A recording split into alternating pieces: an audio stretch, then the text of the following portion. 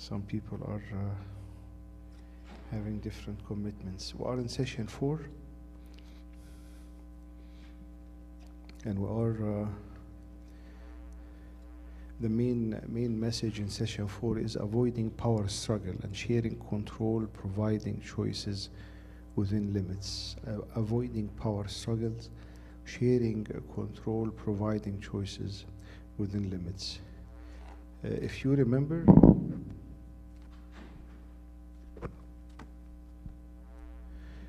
in session 1, طبعا the idea of the love and logic is from the prodigal son, من الابن الضال, Luke 15. This is the whole idea of this course. In session 1 is we try to put end to arguing and back talk and begging by making things the love and logic way.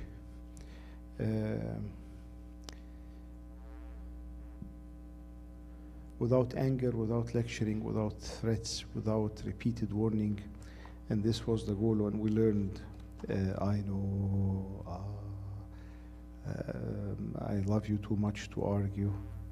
What did I say? What did I say is one of the very, very powerful statements.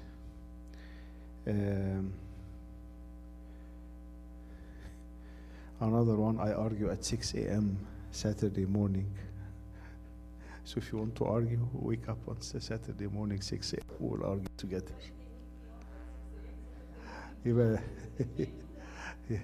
But don't say it.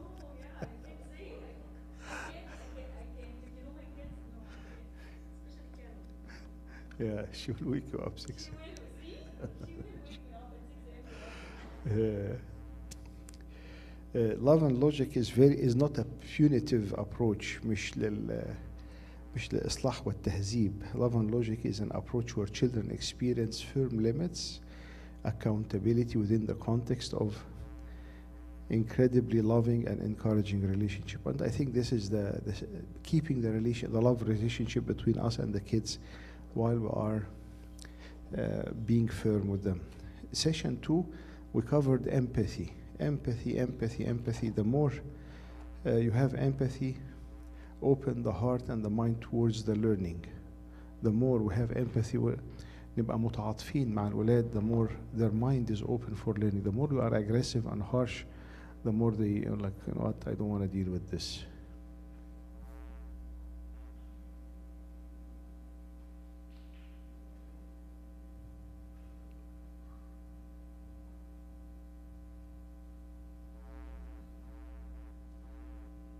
So I will just send it.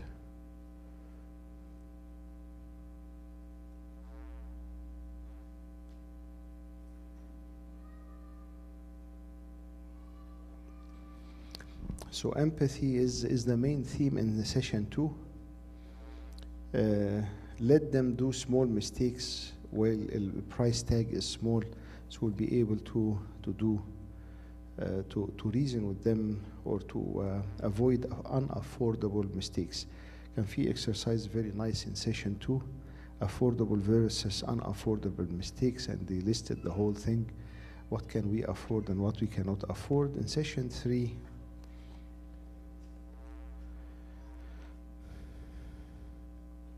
the main thing is consequences lose their power if we are coming to get even with the kids. If we are angry, frustrated, sarcasm, repeated warnings, and let your yes be yes and your no be no.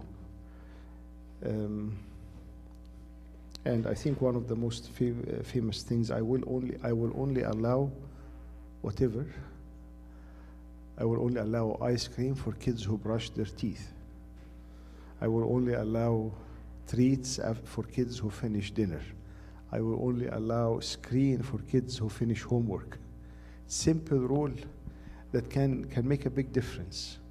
And we see how parents are loose and leaving the kids on screen.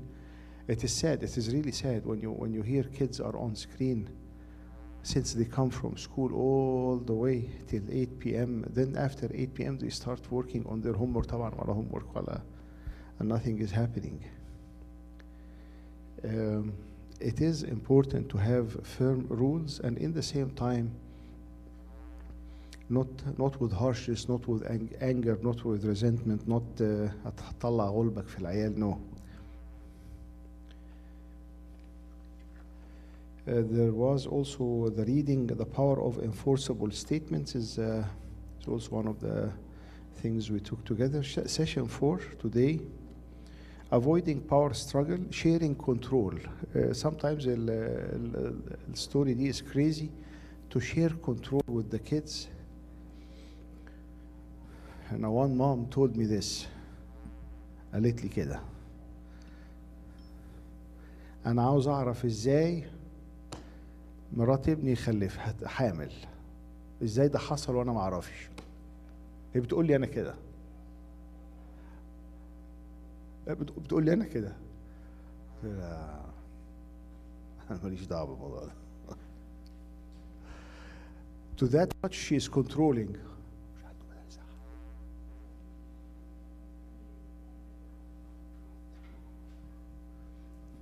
To that much control is a big deal.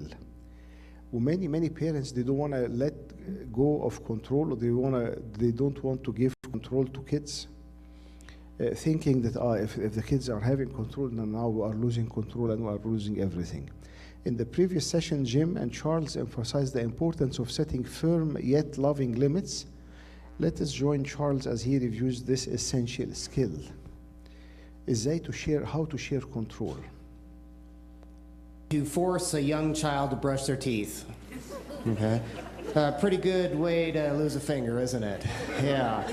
And, you know, I have to admit, even though I know Love and Logic very well, and I was raised for, well, at least part of my childhood with it, there are times when I have still experimented with the power method, okay? Namely, you brush your teeth now. And, you know, I've even experimented with saying "for crying out loud" before I said that, and it still didn't seem to work that well. And from time to time, you know, I just kind of have to remind myself of, okay, what am I telling other people to do? And maybe I should try that. Well, you know, my wife and I have found that it just works so much better in our home when we use enforceable statements. Now, what's an enforceable statement? Well, it's a way of setting limits when we're working with strong-willed kids. And see, I set limits by describing what I'm going to do and allow, instead of trying to boss the kid around. And so it always works a lot better for us if I can remember to say, hey, I allow kids who brush their teeth to enjoy treats, right? Well, I'm in the bathroom with little Cody James, and oh, I just love that little guy so much. He's so much fun, never a dull moment. But we're in the bathroom, and I'm helping him finish up brushing his teeth, and he's 3 years of age, and you know, once in a while we have a little struggle with it, and if the kid says no, then what do? You say, no problem, you don't have to brush your teeth, and then you let it go. And then the next day, the whole family enjoys lots of carbohydrate-laden goodies. You know, and when he says, I want some, you can be empathetic and say, I know. And we give nice treats to kids who protect their teeth by brushing. Well, this was a good night, though. He was finishing up on his teeth, but, you know, with the little kids in our home, we believe that brushing the teeth is not complete until the parent has an opportunity to get in there and kind of finish up, you know? Because little kids have a hard time getting all the spots, and so everything's going great. Yeah, he's brushed his teeth. Now it's my turn. I have the toothbrush. I put it in his mouth, and I have no idea why he did this. He pulled away. He screamed, no! And then he smacked me right across the kisser. Fortunately, I remembered that little thing I teach people.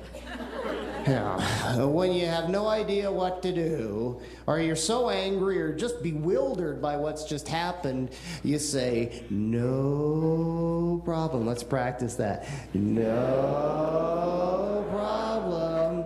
Love you too much to fight with you about this. I'll take Sometimes we are clueless احنا هنعمل ايه, what to do. But no problem. It gives you time to think, and I will have to do something about it later on. You are not obliged to take any action in this moment, but you can. It's a great Care tool. of it. It doesn't even actually have to fit the situation very well. You just say, no problem, love you too much to fight with you about this, I'll take care of it, and then you get away from the kid. You know, I'm really into research-based techniques, research-based techniques. And did you know that there's actually research that has shown that it is significantly less likely, it's significantly less likely that you're going to have an unwinnable power struggle or argument with your kid when you're no longer there? Yeah, it seems to be very effective. I think it was a team of 16 PhDs came up with that idea.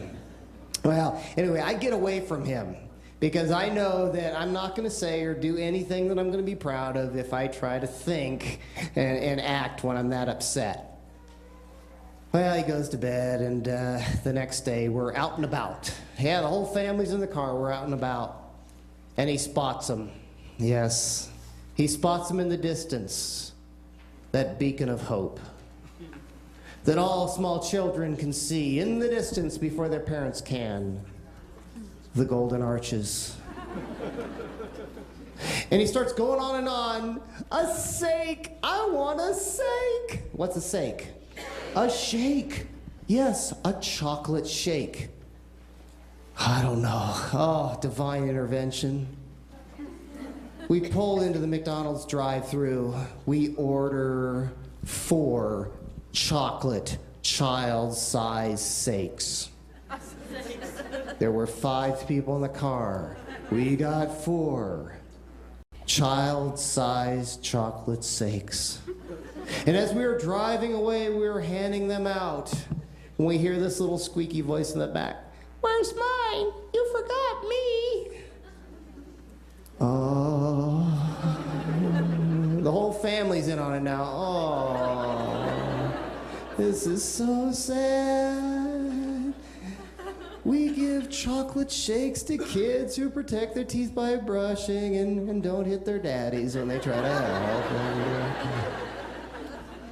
And we drove along, and there was great weeping and gnashing of teeth in the center position in the back seat. Oh, it was terrible.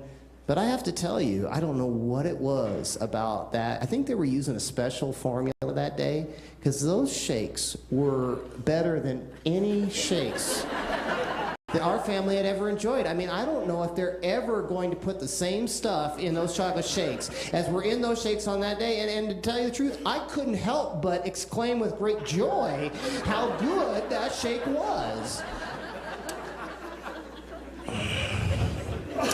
It was good. It was a real good shake. 2 days later, I'm sitting in the family room, and he's in the bathroom with my wife. He's getting finished up. And he appears all of a sudden in his little footy jammies. Don't you love those things? They're so cute. And he's not even touching the ground. Have you ever seen a kid that was so happy that they weren't even touching the ground in between jumps? Yeah, he's just levitated off of the ground, and his face is just like this. He's so excited. I said, what's going on? He said, I brushed my teeth. And I said, wow. And he said, and I didn't even hit my mommy. And I thought, life is good, isn't it? Yeah. And see, can we be pretty successful with kids again when we can remember that, when we get in a tight spot, we can always fall back on saying something like, no problem, love you too much to fight with you about this. I'll take care of it. Yeah.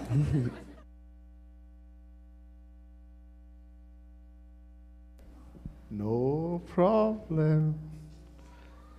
My kids ganged against me this week. We heard you are teaching love and logic again.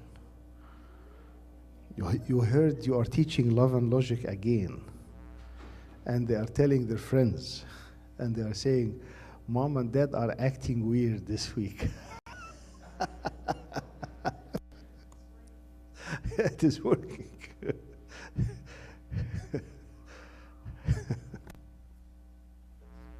I told you one of the kids, the teacher was yelling at them.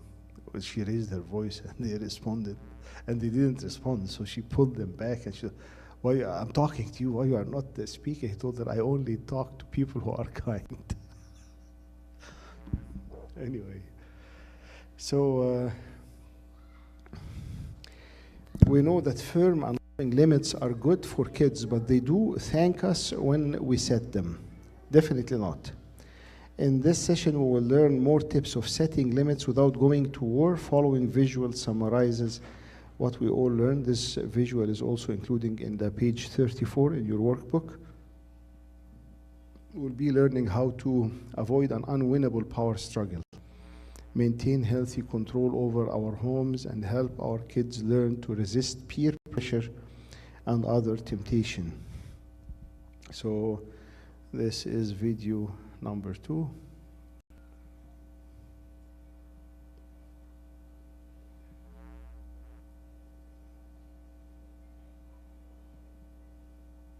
To spend a little time changing gears and talking about giving kids choices and why we do that. And just thinking about car salesmen for a second here. When you last went to the car dealership, what did you find the good salesman doing? Asking lots of questions? Giving you a lot of choices about colors, about transmissions, about front-wheel drive, rear-wheel drive, leather interior, cloth interior. Why is that? Is it because they're really, really concerned about your well-being? Or is it because they hold the power when they're given the choices?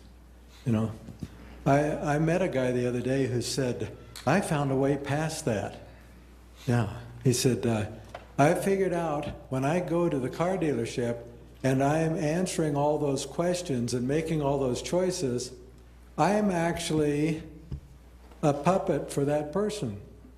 They're deciding for me what I think about. So he said, just for fun, I went down to the Audi dealer and I asked the salesman, would you like for me to take a test drive in one of your cars? And what did the salesman say?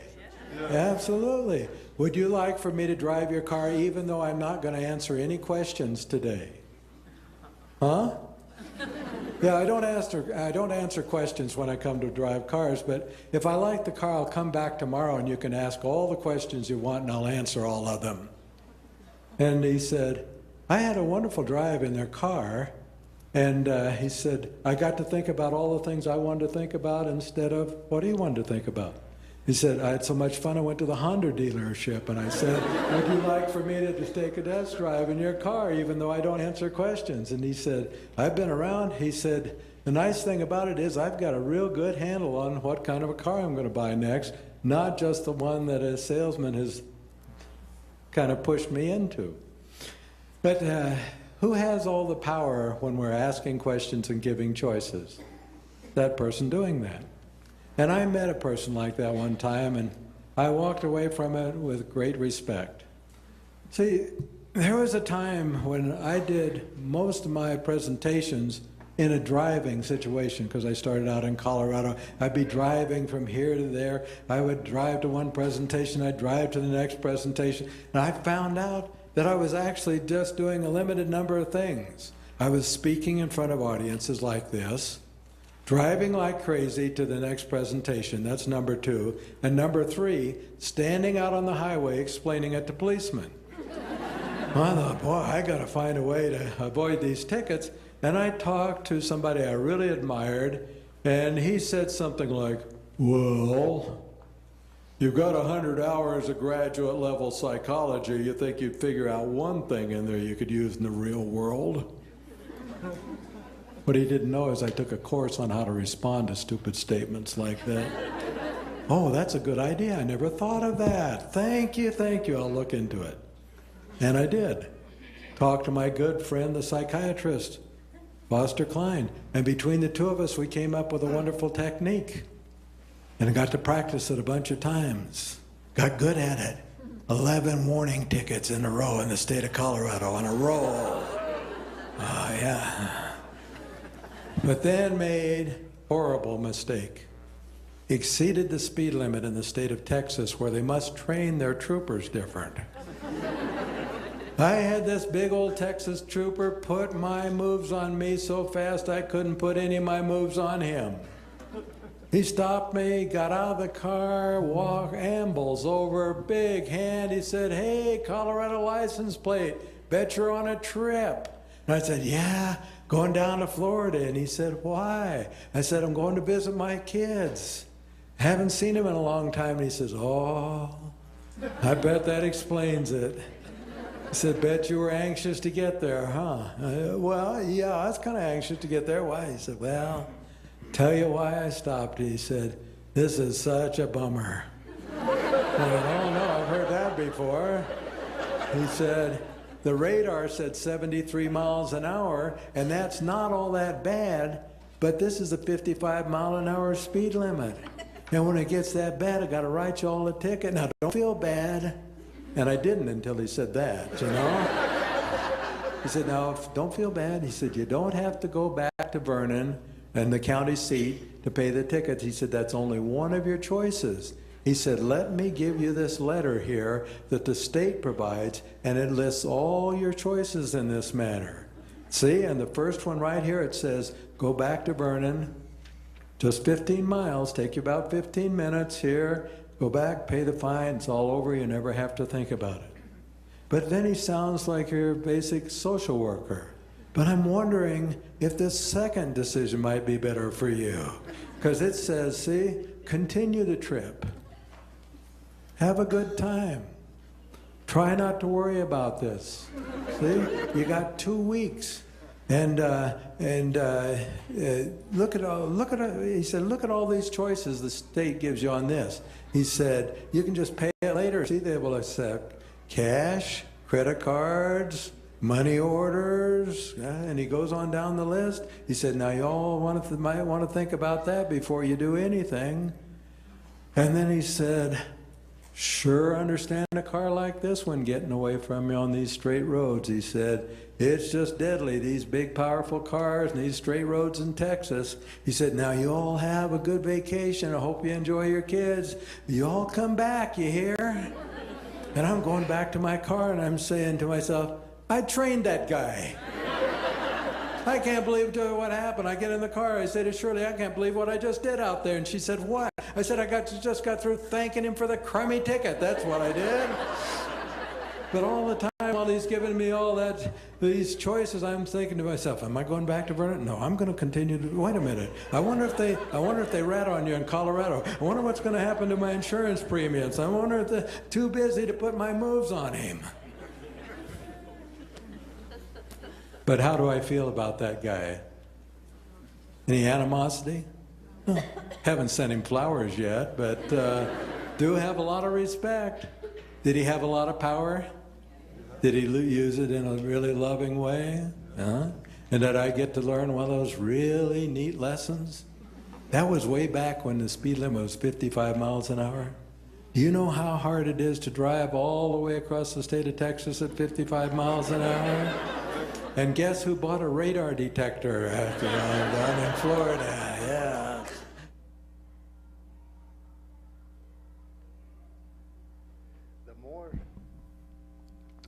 The more we give options to the kids, and when it is disciplinary action, the more you are in control, and the more you make the kids feel that they are sharing, or you are sharing control with them. Did this happen in the Bible? When? When David counted the people, and David now he's in trouble with God. And God told David, you know what, I'm giving you 3 choices. And David said in this time, الوقوع في يد الله خير من الوقوع في يد إنسان. To fall in the hands of God is better than falling in the hand of man, and it works. It works when we give people different options. When we give the kids different options, then they have. So, for example, do you want to eat now or after 10 minutes? They are choosing. Are you going to do your homework first or your project first? Are you going to? Literally there is no big deal. And instead of go do your homework, ده مش رايح. That's power struggle. Keep fighting. So the giving the kids options and choices is making them part of the decision is a very, very important thing. When we try to hoard control, we lose it. When we try to have hands, we lose it. And when we share control, we gain it. It is very, very true. The more you want to have control, then there will be time when the kids will flee or will leave or will tell you know what, you don't have control over me anymore. When we share the control, we gain it. Wise parents gain the control they need by giving away the control they don't need. As I just shared with you, you will do your homework first or you will do your project. Are you going to eat now or after 10 minutes? Are you going to brush your teeth first or floss your teeth first? I mean, stuff like this that gives the kids, there is not much of, you're not losing anything, but you are making them think and making them able to make their decisions. Isn't it interesting that we gain control by giving some of it away? Let's learn more by reading Sharing Control, Providing Choices Within Limits. This is in page 35 if you have the notebook with you or the workbook. I think this is an important one. Sharing control and providing choices within limits. Control.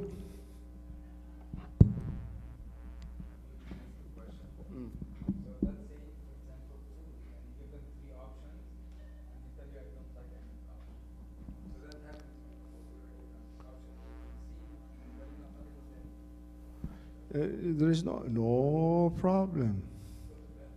Go to bed and there is food is served by 7 p.m. and there is nothing to be happening. When it comes to food, the more you force, the more you give you a hard time. Because this is the only thing, the two things that the kids, even newly born kids, are having control over: how they take food and going to the restroom. This is the only two things that they control. And even if 10 weeks, the only thing that they control is food and going to the restroom. So getting involved in this is a tough one. One of the things before we go in this exercise, one of the things is very important, that the couple, the mom and the dad, should be on the same page. I see this ruining everything we learn. Because, for example, whoever, mom is saying, is trying to do love and logic. I only give candy to those who brush their teeth. And dad is yelling. So where is this is happening? Nothing is happening. Now you are losing on the message that you are getting confusing or conflicting messages with the kids. Another thing between couples, if there is a consequence that mom is doing, dad should honor or should replace or should support or should cancel the consequence. Yeah, the kids, mom caught the kids playing on the iPad in homework time. So mom said, no iPad the next weekend, from now till the next weekend. That comes from work, is not aware of what is going on. Kisses or hugs or daddy, I miss you, Habibi, how are you doing? Can we use the iPad? طبعا ايه? Well, they will not say that they are punished. Yeah, ما هو هنا بقى ما هو you learn the traps. You learn after a while. So the dad will be saying, yeah, sure, no problem, use your iPad. Then they use their iPad, and mom now is fighting with dad because dad, you didn't know about what is going on. And a simple rule, simple two rules. Whoever discipline, the other person support, whatever is the decision. Never, never change a disciplinary action your spouse did, because simply you are telling them we are not on the same page, we are fighting together, and the kids will have the upper hand on both parents. هيلعبوا بيكوا كرة شراب. Literally. So number one, if mom is disciplining, then whatever mom said is going to happen, even if dad is not convinced with. Why? Because now we are on the same page. Mom said this, but this is what is going to happen. Second is, you don't go to the kids ولا حبيبي حبيبة قلبي معلش معلش. He is so mean. He's very irrational. Sometimes we have weird people, weird adult people. Oh, no. Whatever mom says, mom fulfill and dad support. Whatever dad says, dad fulfill and mom support. And don't make decisions of discipline when you are not there to enforce it. يعني مثلا you are dropping off the kids to grandpa and grandma, and the kids are grounded, and you are sending the kids with their iPads.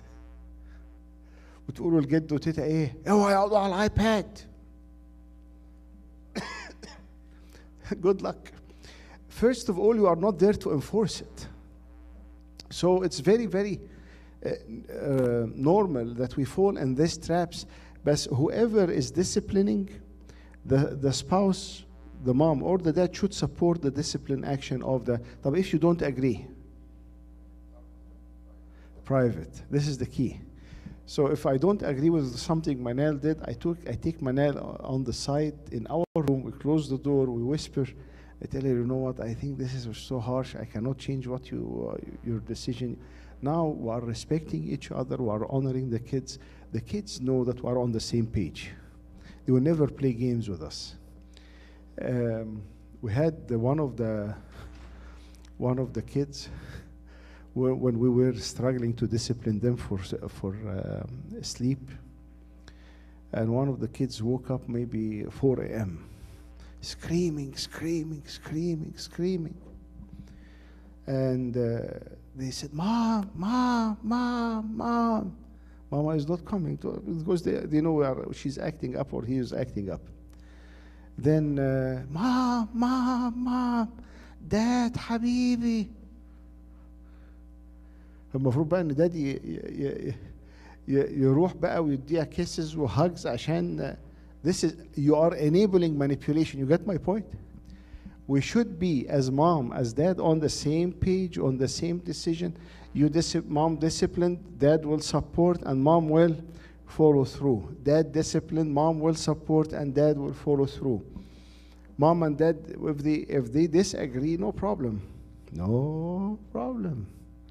Go together, discuss, and if you want to make a decision, for example, after punishing the kids or disciplining the kids for a week without iPad, it was too much, and we know مثلا that the last 3 days in the week, the kids will be with grandparents.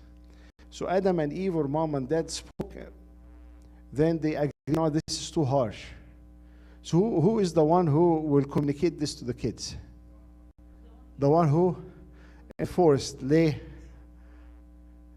Because if the other one, if mom disciplined and dad is the nice dad who is coming to give them, you know, when I talked with mom and I got you an approval that you are not going to be disciplined for a whole week, you are going to be disciplined for. So now mom is the bad guy and dad is the good guy, and now you are shooting yourself in your foot. Yeah, Megan, you wanted to say?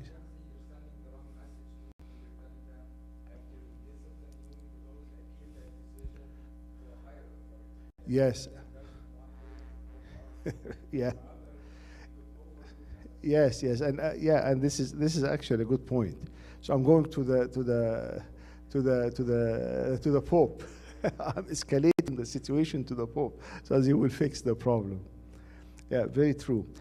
Being on the same page, and when applying love and logic, it's very important that both of us are on the same page.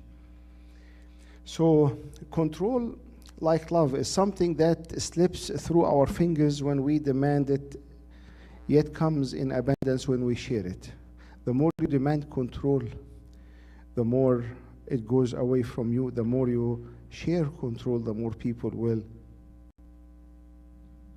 be part of, or you will have more control in the end. We lose control. We are on page 24 if you are on your workbooks. We lose control when we demand it, partly but because it represents such a deep-seated need. How strong is this inborn need? Consider the following. Do you enjoy waiting and rush hour traffic? Definitely no. Would you rather have a car with 2 windshield wiper speeds or 4? Definitely 4. Do you like being bossed around at work or treated with more respect? Treated with more respect. Would you rather live in a democratic country or dictatorship? Democratic country. All the answers will be moving in the direction that we want to have more control in the things that we go through.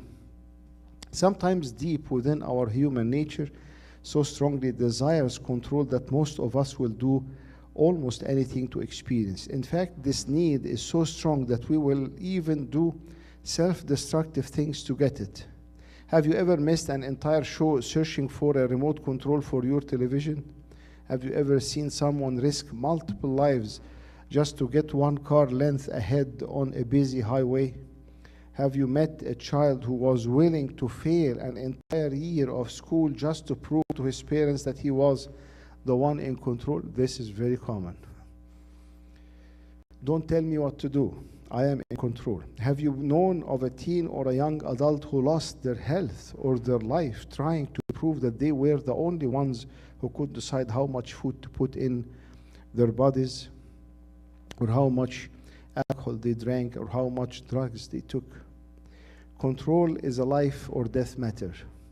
We can share it or risk that our kids will harm themselves trying to wrench it out of our hands. Again, control is a life and death matter. We can share it. Sometimes I was talking with a family. They decided for their kids which elementary school to go. Then they decided for their kids which middle school to go. Then decided for their kids which high school to go. And when the kids are growing old, they have different opinion. They have different decision-making process. They have different values. They have different ideas. The more you are adamant and taking the control from the kids to make their own decisions, the more they blame you for their mistakes. I remember someone was with me in pharmacy school. His dad has the pharmacy, and the student, the kid, hated pharmacy, and his dad insisted that he will go to pharmacy school to be a pharmacist to take over the business of the dad. This is over 20 years ago. Till this day, every time I go to Egypt and I stop by this young man, this man, miserable, stuck in the pharmacy, blaming who?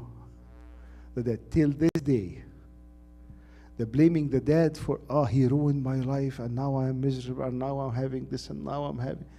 The control issue is a big deal, especially with Egyptian kids and Egyptian parents.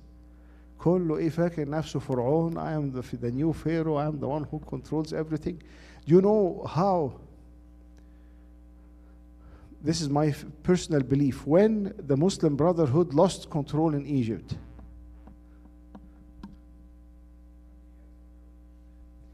when Morsi, if you remember, Morsi did an executive decision.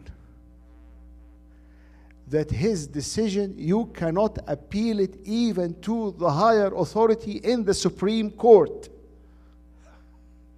And in this decree, the people said, that's it. That's it. It is not going to happen. And I remember this day very, very, and I read the decree a couple of times and said, what is this is real? When you are, the now people control their kids not only in high school, in college, in the decision-making process, in their marriage. The one lady,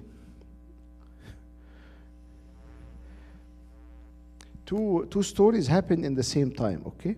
Those two stories happening in the same time. The two wives had fights with their husbands, okay? So the first wife went to her home, to her mom's and dad home, and the second one went to her mom's and dad home, almost midnight. So the first home, the mom opened the door, oh, حبيبة قلبي, هو عملها فيكي تاني. He did this again. Come. I will divorce you and you will marry one better than him. And I'm speaking about real stories in the Coptic community. تعالي وهطلقك وهجوزك يا سيده. She succeeded to make her to divorce her daughter. But she did not succeed in the second one because she stayed in her mom's home all her life. The other family, honest to God, this is what happened. Midnight, باباها فتح الباب. So this is the door. He opened the door. You know the السلسلة اللي في الدور? He knows that this is his daughter because she called them while she is coming. So they got really scared. So the dad opened the door and he told her, oh, is everything okay?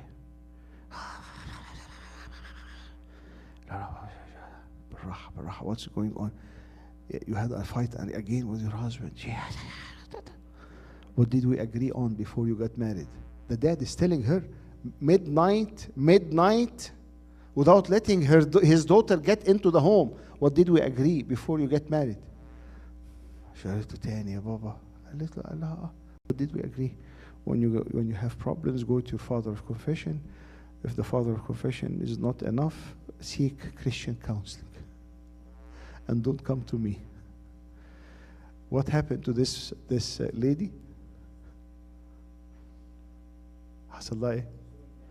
She went back to her husband. They went to their father of confession. He sent them to Christian counseling, and they are still married till this moment. Do you see where I'm heading? The craziness of having control over the kids ruined their lives, literally ruined their lives. And you don't want to raise a kid who are not able to make decisions for themselves, who are 100% dependent on you. So what happened when you, God forbid, had a problem or had an issue or had, and health-wise, control is a life and death matter. When we share it, when you share control or risk, we can share it or risk that our kids will harm themselves trying to wrench it out of our hands. Understandably, some parents fear sharing control. Yeah, I understand this. They fear it because they are understanding the perils of permissiveness. We appreciate their concern. That's why we share control by providing small choices, not big ones. That's why we teach the following rules to provide choices. Only give choices that fit your value system. Now, for example, if you are against soda in the home, so tell the kids, are you going to take organic juice or water? It's no problem. It is within the value. Give 99% of your choices when things are going well. And there is no tension, no struggle, no خناقات, no aggression, no hard feelings. Give them even more choices. Go to vacation and have the vacation, make the vacation is the name of the vacation choices. Do whatever. You want to take a bike ride or go in the pool? Go in the pool. Oh, no big deal. and give them as much choices as they want. It's no problem. In this setting, give choices before your child become resistant.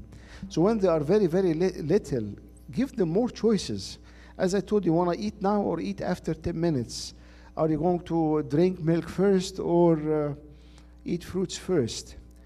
In the end, they will do both, and they feel very good about themselves because they are going to make this decision. For each choice, give 2 options, each of which you like, as I just shared with you. Use care, not disguise threats as choices. Food or going to church while... this is not choices. You are putting the gun on their heads. You are asking them to make choices. Don't be afraid to say, I usually give choices, but not this time. I usually give choices, but not this time. I don't want to go to church this Sunday, and don't want to go to church, and I stay home playing games. Don't be afraid to say, I usually give choices, but not this time. This time you have no choice. I'm sorry about this. You know, one was one of the most funny things I have seen. A mom is coming to the church with a big bag, carrying the bag under her arm, Sunday church, in the Sunday liturgy. When I asked her, what is in the bag? She told me, I have the router and the Wi-Fi and the internet decoder. And what happened? Her kid is giving her hard time to go to church. She took the phone. She doesn't know how to manage the Wi-Fi. راحت unplugged the Wi-Fi and put all the stuff in her bag, and she left. And she didn't fight with the kid. No fight. Just طبعا staying مثلا from 8 till 12, 4 hours, having nothing to do, no phone, no internet, nothing. He's bored to death. Then he said, you know what, boredom in church is better than boredom in home. And he started going with her afterwards. Some examples of effective choices.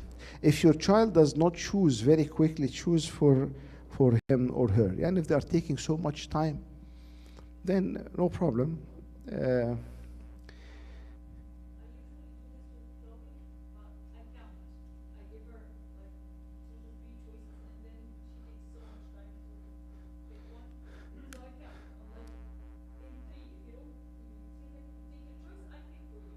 Oh, it's nice.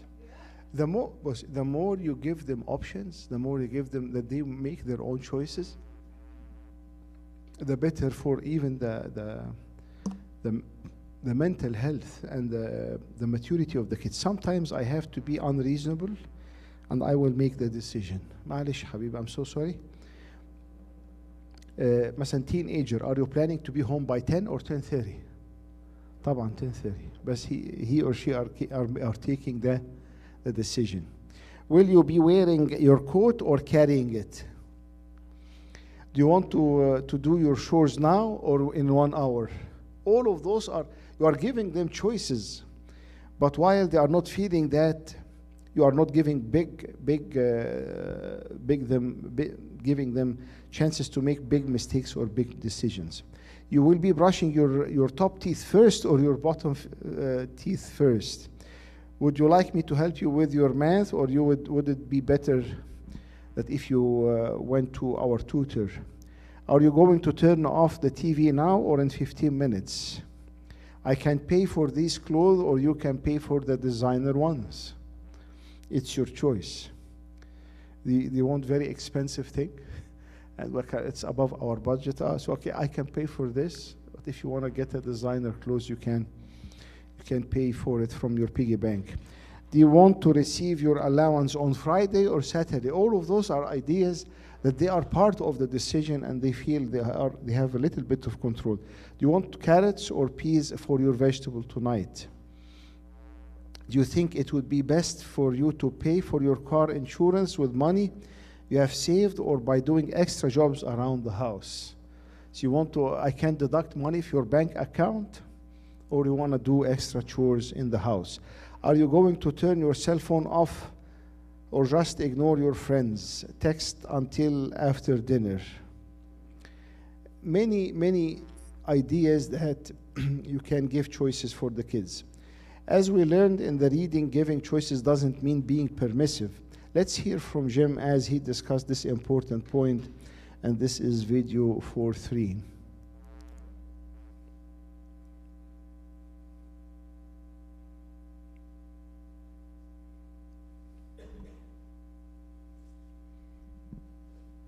Here's a question for you. If you go down to the bank and you make enough little deposits over a period of time, will they eventually let you come in and take a big withdrawal? Yes or no? Yes. Makes sense. And that's the very same thing we do when we're giving kids choices. Because we don't give kids choices to discipline them. We give them choices so they will have the luxury of being able to make a mistake, so that their control needs can be met in a healthy way, and what that means is they get to make decisions about the things that affect them directly, but not about things that affect us or the family.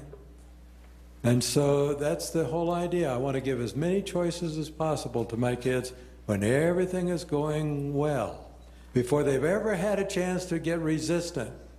Don't use it as a disciplinary tool, but when I need to, I can go to them and say, aren't I usually pretty reasonable? Don't I usually let you decide things around here when I can? I do, don't I? Well, it's my turn this time. Thanks for understanding. And so what we have here is the rules and guidelines for giving kids choices. Teachers tell me that the more choices they can give in a classroom, the more calm that classroom is. The less problems they have, the better relationship they have with the kids. Is that true only of a classroom, or is that true of home? What do you think? It's home too. Now, does that apply to business? Who would you like to have for a boss? Somebody who makes every decision, do it my way or else? Or somebody who's there to say, here's the project, here's what we need, here's the timeline, you decide. And then when they come and say, hey, today I can't let you decide, you say, hey, no big deal, because later on I'll get to make another decision. So let's go through those one at a time. The first one says, only give choices that fit your value system. Let's think about this. Give a kid a choice you like and one you don't like. Which one will they invariably go for, everybody? One you don't like. Okay. So they must fit your value system and you feel really good about it. If you want to run an experiment, here's one for you. The next time you go somewhere, 10 minutes before time to leave, ask your kid this. Do you want to go right now, or would you rather wait for 10 minutes? And see what happens. And then come back and tell us after that. And usually what we find is just the very fact that the child feels like he has some control over it, you just have a lot fewer problems. But we don't want to be giving them choices that we like or that we don't like. How about that second one? It said, But Bardo, this should be reasonable. This does not mean that the kids run the show in the home. I heard of families. They have big plans. For example, they are going San Diego with their other family, and they are going to spend the day together, and their kid is telling them, no, I want to stay home, play games. Oh, Habibi, want to play games? Sure. Mom, we need to cancel the day. Well, the kids there. What is this? What is this? The kids should not run the show in the home. Now these kids are parentified kids, and they run the show, and no one can tell them yes or no, or no one that can guide them in anything they do in life. No, the kids are kids. We make the decisions, and we give them choices, but this doesn't mean that they are running the show. If they are running the show, we have a problem. 99% of your choices should be when everything is going well. We use other techniques when things are going poorly. How about giving the choices, number 3, before the kid says no, before the child gets resistant? What if I were to do this with my child? Drink your milk. He says, no. Well, do you want milk or juice? Does it sound like I'm running this house? No. Is that healthy control? No. So, juice or milk before he says no. You know, if he says no, I slip up and I don't give him a choice, maybe it's a good time to say, well, I'm usually pretty reasonable, but I'd like to be unreasonable this time. Thank you for understanding. So we need to fall back on that frequently. How about the next one? Give 2 options. We don't want to overload kids with choices. Do you want to do this? Do you want to do this? Do you want to dress and be ready to go by the time the car leaves, or would you rather wait and carry your clothes out to the car in a bag and dress on your way, or in the parking lot, you know? Because I could be happy with either one of those, right? Yeah. I'm not going to give them a choice. Do you want to dress now or go to school without any clothes? No. And by the way, on that, in case they do go with the clothes in a bag, call the school ahead of time so they don't think you're crazy or abusive. Yeah. Call them and say, hey, we're having a little training session here. How about the next one? Use care not to disguise threats as choices. Let's try it as an adult. I'm your boss and I say, do you want to turn your project in before you leave today, or would you rather get fired? That's a threat. We're not going to do that with our kids either, you know. Would you rather rake the lawn, or would you rather do the laundry so I'll have time to rake the lawn? See, I can live with both of those choices. And how about the next one? It says here, don't be afraid to say I usually give choices, but not this time. We just practiced that one, didn't we? And now we come to a really important one, the last one. Give a kid a choice, and then do not wait very long before you make the choice for him. I used to say, back in my more foolish days, you make the choice within 10 seconds. I think that's wrong. Kids have a little time clock in their head. So they know if you're going to do it in 10 seconds, they can wait that long. They'll do it in 9. So why not just say to yourself, I wait 2 or 3 seconds, and if they can't decide, I decide. And what if the kid says, yeah, but I was thinking, well, maybe you'll think faster next time. But there'll always be more times to have some choices. So far, do you have any questions?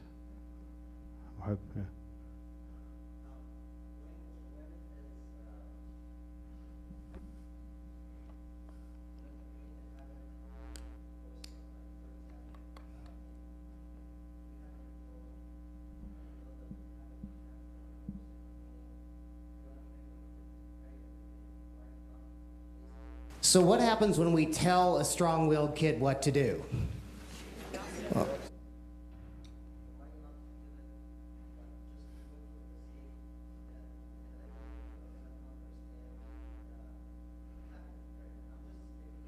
Yeah. Elementary school is a time for forcing. Middle school is a time for understanding why. So our forcing elementary school, we pray by 5 p.m. 11th hour. So the question is, when you give people the kids learn by having habits. In order to have habit, you need to force them a little bit. Forcing a high schooler is too late in the game. literally too late in the game.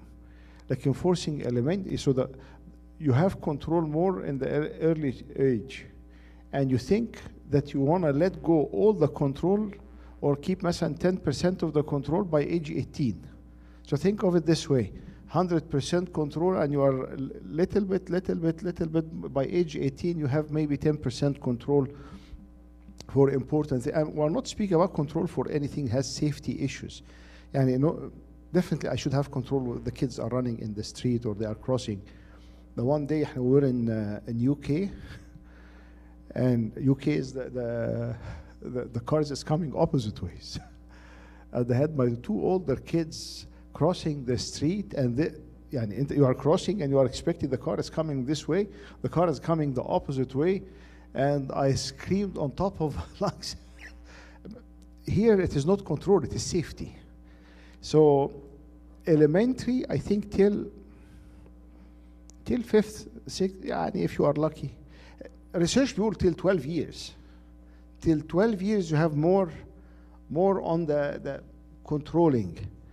From 12 to 14, I think it is well, they tend to do the opposite, but really it's like more on the questioning, understanding why. And in high school is giving them the options and telling them, you know what, I wish that you will do this. And one time I was with 5 youth or 4 youth in the car, returning from a retreat or something. And I remembered something related to love and logic, and they said, you know what, if I tell them, did you pray مثلا the 11th hour, or can you pray the 11th hour night right now, they will tell you, I prayed it when I was in the retreat. So I told them I didn't pray today. I didn't pray the 11th hour today. Can anyone help me out? The 4 took the phones and they, Abuna, and I got the Coptic reader and I'm ready. Okay, can you lead? Okay, can you say Kyrieleis? Okay, and now we have the whole group praying. It's giving them more upper hand in making the decision, because way easier to control when they are younger. Let go little by little, till by, there is a chance by 18 they will go outside of home and they will be 100% on their own. So at least I have built the ability for them to make decisions and be in control, so as they are not following. Because أقول لكم على حاجة تانية, if they keep following your rule all the time, what will happen? No personality. They will be a follower. They will wait for a gang leader in school, or someone who is very, very strong leader, and they will tell them what to do or what not to do. Recently, one of the kids were his friends pushed him to steal alcohol from Ralph. And while he hid the alcohol and was going outside of Ralph, they caught him on camera, and police is coming and press charges and lawsuit, and because they have been following. So it's a sensitive topic, but it is very important that when they are young, we definitely force. But also, the more they grow older, the more we give them their choices. And many times when I say, not, I didn't pray, I'm praying now. If anyone wants to join me, I would love to have you all. Two will come, one will come. But they will have a say.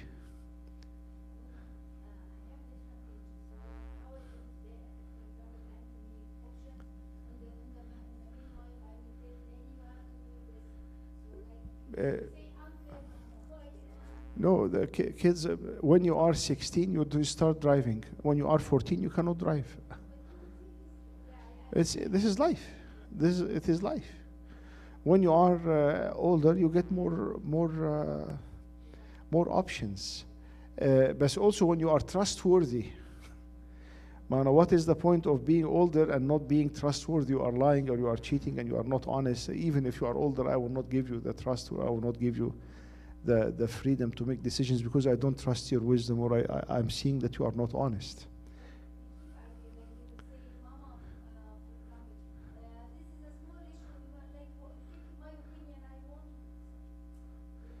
I know. I'm so sorry, Habib. You can give him hug. I'm so sorry. Sometimes I give you choices, but not this time. أحب تعرف تقول حاجة؟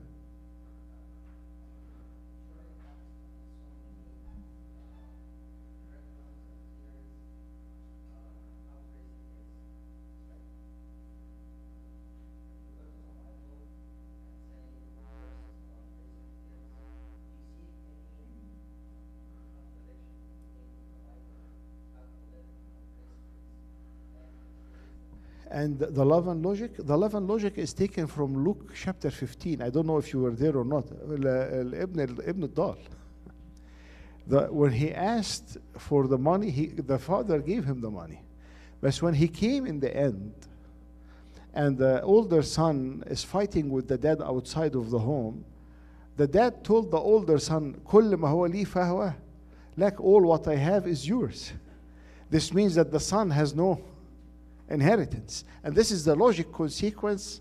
Actually, Luke 15, I reached out to the two speakers, the dad and the son, Jim and Charles. And I had a recording, an audio recording from them, 20 minutes, for how they got the love and logic from the prodigal son story. But the whole thing is they removed the Bible from the book, the spiritual stuff from the book, because they were selling this book for schools and teachers. So once they put the Bible, the school system يقولوا لا نحن we are not going to adopt any Christian يعني parenting or teaching styles. So it is anchored in Luke 15.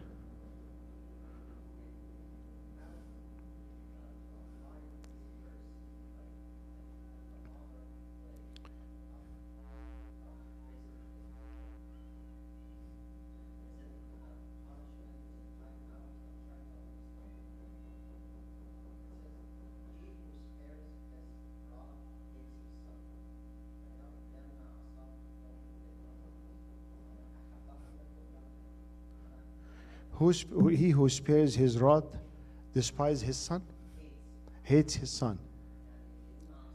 Yeah, when you prevent discipline, you hate your son because you don't really love them. And yes.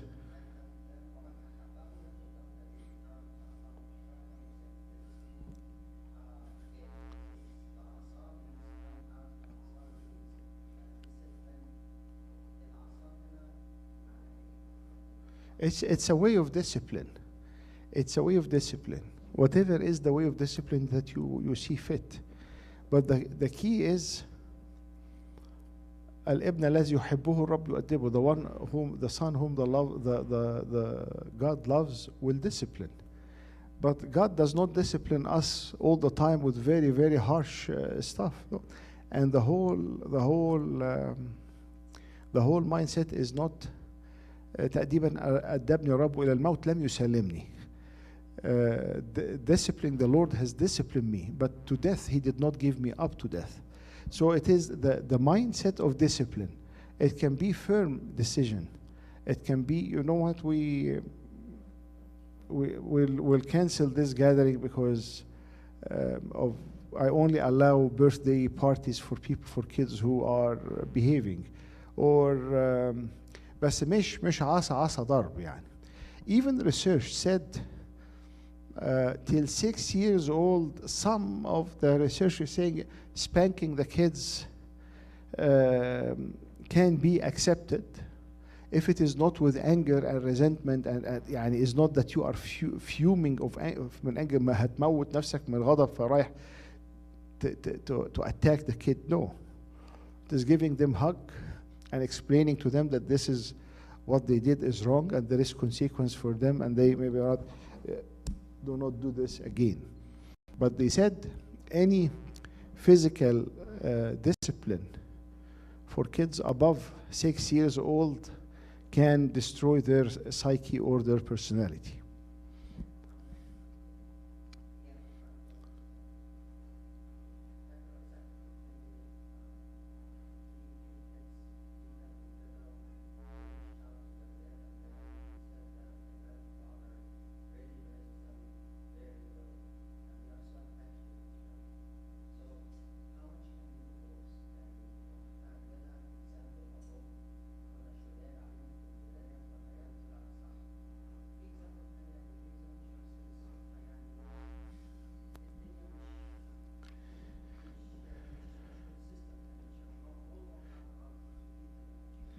Look, I will tell you. Sometimes people, kids or parents or grandparents are harsh or يعني a little bit on the more disciplinary action with the kids, and the kids they are in church, and sometimes it backfires.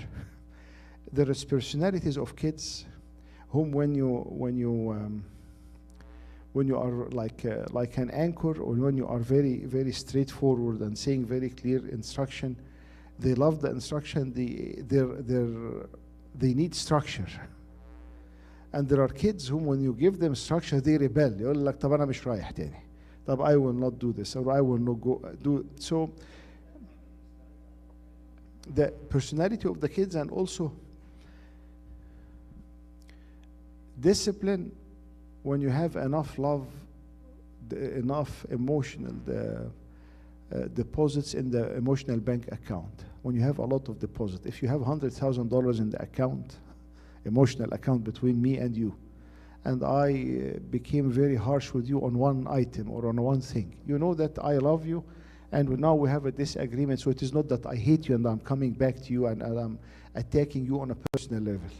But if you have $100 in the bank account, 100 emotional units in the bank account, and you are making a disciplinary action that counts like withdrawal of 200, now the bank account is minus 100, and charges and overdraft, and it is عشان كده اللي يحبك يبلع لك ايه الزلط. So when there is enough love and relationship, then the disciplinary action will go through and will make an impact on the kids. But this also, questions create thinking, statement create resistance. When we discipline the kid, when we have a relationship with them, and I will tell you a story. We had some people over in our coming in our home. There was, I don't know, something going on, and one of my kids were acting up. So they were maybe 2 years old or something. So I carried my son or my daughter. I don't recall who of the kids. I carried them. I sat them on the counter of the kitchen counter عشان يبقى في eye contact. And I told them, what did you do wrong? What are you going to do again? Are you going to do this again? No. Can you promise me? Yes. Then I gave them a hug and I dropped them from the kitchen counter top. In the back, there was one of the kids who were in the home. It's not our kids. They were just visiting. And this boy, maybe 10 years old, started crying. And all seemed to be there's something really big happening. I didn't know what's going on. So I went to this little kid and I said, is everything okay? No, everything is not okay. So I told him, what's going on? He told me, I saw you how you discipline your kid. So I told him, so what's the problem? And he told me, Dad is being very harsh with me. You get my point? So, and it broke my heart. It really broke my heart, this statement from this kid. The love, the one whom, yani, this was very common with Pope Shenouda. Everybody loved him. And he had a great relationship with everyone. So when he was taking action, like strong action with some problem in the church, everyone was accepting, we know from where he's coming from.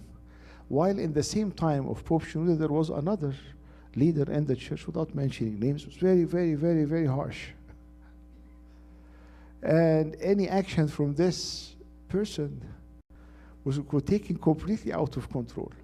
So my point, deposit, يعني بصوا, an overarching loving experience with the kids. يعني معانا دلوقتي ايه؟ بنتكلم على balance between love and discipline. If I have an overarching loving experience with the kids and I have situations that I discipline them, it's completely different than an overarching discipline and small shots of, or small snapshots of love. You get my point? Overarching love and discipline in the middle, this is the best option. And this is what Pope Shenouda was doing. I don't know if Logically speaking, I think a little buzzer goes off in their brain. And it sounds like this. this is a long one. Warning, warning. Control off. This is a long video. Remind me if you are here next week, session 5. We can start with this because this is a good one. And glory be to God forever and ever. Amen. Any quick questions? Objections? Suggestions?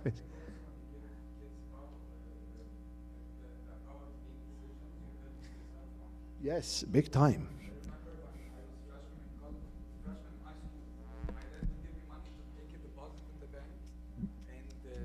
And it just built my self-confidence. And my dad trusts me to give me money, go to the bank and use public transportation. It's a way to build confidence. Yes, yes. When you give, that's why giving chores and responsibilities to the kids build their confidence big time. Big time. Yeah, okay. Thank you, Mike. Let us pray together. Hear us, O Lord, when we call upon you. Thank you, our Father, who art in heaven.